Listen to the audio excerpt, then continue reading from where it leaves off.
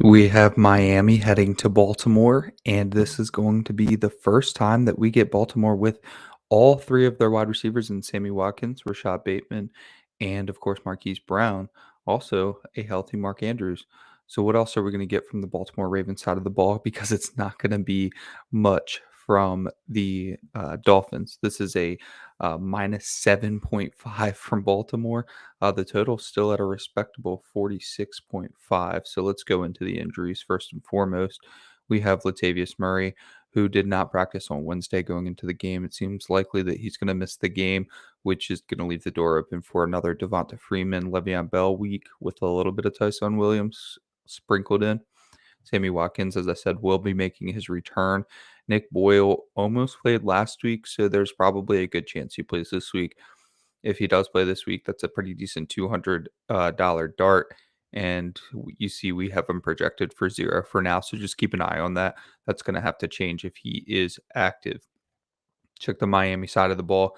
We have Tua, who is limited on Wednesday. Looks like he's not expected to play. So, with that being said, we have about 7% share of the rushing for Jacoby Brissett. He's going to get the start. We got Malcolm Brown. He's not going to play. Devontae Parker, Will Fuller, both not going to play. So that leaves the door open for basically a conglomerate of Dolphins players in the wide receiver room, and that's going to give us the opportunity to get really, really unique in terms of the the Dolphins wide receiver room. So we went ahead and ran the Sims. Let's go over to our optimal results. Of course, we've got Lamar Jackson appearing in 26.4% of the captain lineups. That's going to be 58.7% in the flex for a total of 85.1. Lamar Jackson's captain ownership this year in Showdown has been hovering around 30%. This is pretty much similar. I don't know that it's necessarily worth fading him. His salary is obviously massive. So there might be a couple lineups where you get away with it, as we'll look at in just a second. But more or less, it's probably something that you just play Lamar Jackson at captain and see how unique you can get with the rest of the lineup. Next is going to be Mark Andrews, 38% of the flex, 13% at captain for 51.1% total. Jalen Waddle will be next. He is surprisingly 8,200. So pretty expensive for Waddle, but I don't mind it with so many injuries on that side of the ball. That's going to be 34.5% flex, 11.3% captain. Then we have a little bit of a dip in terms of captain at Jacoby Brissett. So he's 4.9% in the captain, still respectable 38.1% in the flex. Marquise Brown is going to be our last respectable captain, that 10% range. He's 32% in the flex, 9.5% at captain for a total of 41.5. Myles Gaskin, if you can hit the Myles Gaskin week, he's been pretty solid with Jacoby Brissett in the past. His only quality games have came with Jacoby Brissett, it seems. So he's appearing in 7% of the captain. I think that might end up being even lower, and that's 31% in the flex. So his ownership might come in lower than that. His ownership might come in around 3, 4. I don't think people want to take those floor games. So in tournaments, probably worth playing Myles Gaskin. I think we're going to get to some 5x1s and some 4x2s with Baltimore and so last week when we had the Bears and the Steelers, it was pretty easy leverage. And if you ran the Sims, you saw it was almost all Bears because the game, there was a chance for it to stay close, and the Bears players weren't projected too far behind their respective opponents in their price ranges. So it made sense to go with the Bears. And you saw that David Montgomery was only like 28% owned. Allen Robinson was only like 28% owned. Cole Kmet was like 20% owned. Darnell Mooney was like 28% owned. And then you had the Steelers guys who almost doubled all of those ownership. So it made a lot of sense. That's going to be difficult in this game because when we look at the projections, there's not going to really be any Miami players very close to any of the Baltimore players in the similar price range. So with that being said, you're going to have to get unique with your 5x1s and your 4x2s because you're going to have to run Baltimore on slots most likely, especially with Jacoby Brissett starting. Not even any juice from Tua. We haven't seen much from him anyways, but I guess Tua could probably keep it closer than Jacoby Brissett if that is saying much. Next, we have Devonta Freeman at 30.8%. 5.9% a captain. I won a good bit on this slate on Sunday with the Ravens by running a lot of Devonta Freeman and Le'Veon Bell lineups. Also had Devin Duvernay in a lot of lineups, so that worked out. But that's something to keep in the back of your head. It's going to be difficult to get to Devin Duvernay just because Sammy Watkins is back, but we'll see here in a second. We've got Mike Gesicki appearing in 27.9% in the flex, 7% in captain. Mac Hollins is probably going to be my favorite play. He's at 4,200, so he's kind of right there in the middle of like a complete punt. You have Isaiah Ford at 200, right? And then um, you've got Jalen Waddle all the way up at 8,200. So somewhere in the middle, people are just going to completely miss on Mac Hollins, and he gets a reasonable amount of looks in the red zone. So he's at 20.3%. 2.4% at captain. I might actually play Mac Hollins at captain. Rashod Bateman is appearing in 19% of the lineups, 2% at captain. Sammy Watkins, 17% of lineups, 2% at captain. So pick your poison there. Maybe play them both and forget about Mark Andrews and Marquise Brown. So maybe you pay up at a couple spots for the Dolphins, and then you play Sammy Watkins, Rashod Bateman, Lamar Jackson, and one of the running backs. We'll take a look at that. I already mentioned Isaiah Ford. You've got your two defenses, of course, kickers. You've got Le'Veon Bell. Le'Veon Bell's price jumped all the way up to 5,400. There's no way you can really play him there. It's 8.1 in the flex, 0.5% in the captain. I mean, you've got Le'Veon Bell at 5,400, and then you've got Devonta Freeman up here at, if I could ever find him again. I'll look for Devonta Freeman. We'll go through Devin Duvernay.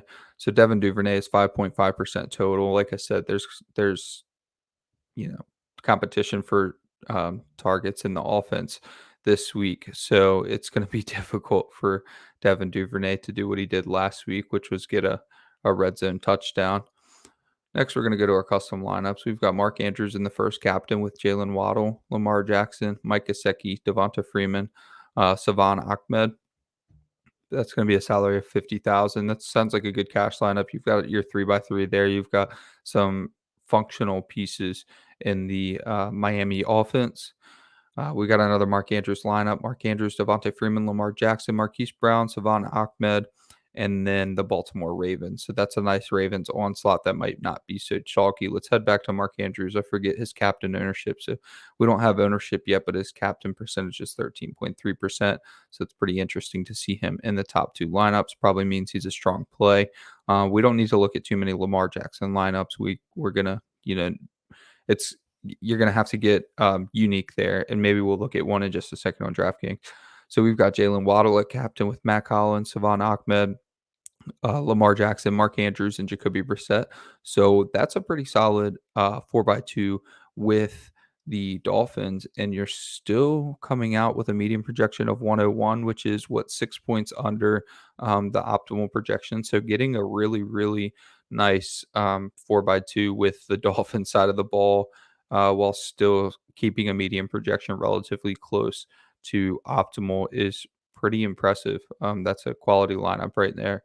And then we'll go down to, let's look at a Devonta Freeman captain. So Devonta Freeman and captain, Mike Gesicki, Jacoby Brissett, Lamar Jackson, Savon Ahmed, and Jalen Waddle. Let's head over to DraftKings and see if we can build something. So I wanted to try to go ahead and do, so we just looked at a Waddle. So let's look at a Gaskin, because that's going to be a talking point this week is, do we want to play Myles Gaskin in tournaments? I think you do. He's fully likely to burn you, but that's kind of the tournament play you're looking for, especially since we've seen him get close to 30 points with Jacoby Brissett. So then we're going to go down to Jacoby Brissett. We've got Lamar Jackson. I'm going to probably have Lamar Jackson in 90% of my lineups, and you're going to want to go Jalen Waddle, and then I'm going to want to try to fit in Mac Hollins. Nope, I don't have enough money for Mac Hollins, so that's not going to work. Let's try Mac Hollins at captain. So we got Mac Hollins at captain. Let's swap Gaskin in the flex, and then we've got 2,500 left, and we'll see who we want to go with there. Durham Smythe is an option, but we're probably going to go with Ahmed and just leave the money on the table. So you've got Mac Hollins at captain, Jacoby Brissett, Lamar Jackson, Jalen Waddle, Myles Gaskin, Savon Ahmed. Definitely an option there. We might be able to upgrade captain just a little bit, and not really. You go to Devin Duvernay. I'm taking Mac Hollins over Devin Duvernay. So there is a couple darts that I might throw with Matt Collins at captain. And like I said, I think he was in 3% of our captain lineup. So he's still a respectable captain. And then we can try to go with the Baltimore side of the ball. So something like maybe we go with a Bateman captain and run it back with Lamar Jackson, or include Lamar Jackson and then run it back with some Dolphins. So we've got Jacoby Brissett.